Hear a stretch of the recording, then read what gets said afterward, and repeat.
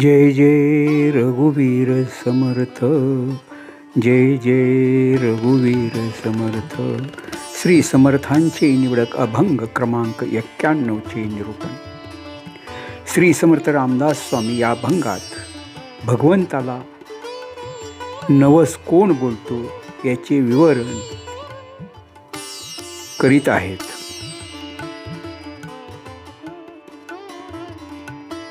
लोभा नवसाचा तो देवबद्धांचा आणि मुमुक्षांचा, गुरुदेव गुरुदेव जाणता मुमुक्षांचा, देव साधकांचा निरंजन निरंजन, देव साधकांचे मनी सिद्ध समाधानी, देवरूप झाला संदेह तुटला, तोची एक भला भूमंडळी रामदास धन्य आहे. अनन्यता पाहे शोधुनिया, अनन्यता पाहे शोधुनिया.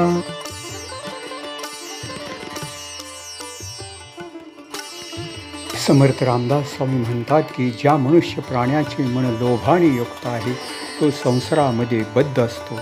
असा मनुष्य लोक हव्यासापोटी देवाला नवस बोलत असतो.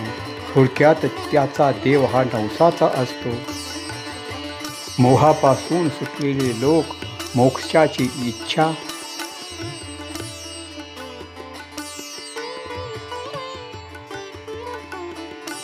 करणारे असतात. आपल्या गुरुला ते देव म्हणतात. मनामध्ये इच्छा धरून मोक्षाची साधना करतात ते साधक होत. असे लोक निरंजनाला मनामध्ये ठेवून त्याची उपासना करीत असतात.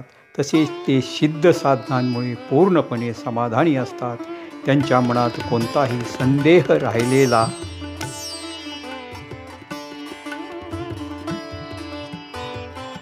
नसतो. अशा प्रकारचे असलेले सिद्ध पुरुष या भूमंडळामध्ये धन्य आहेत. म्हणून असे पुरुष शोधूनही इतरत्र सापडणे शक्य नाही असे समर्थ म्हणत आहेत.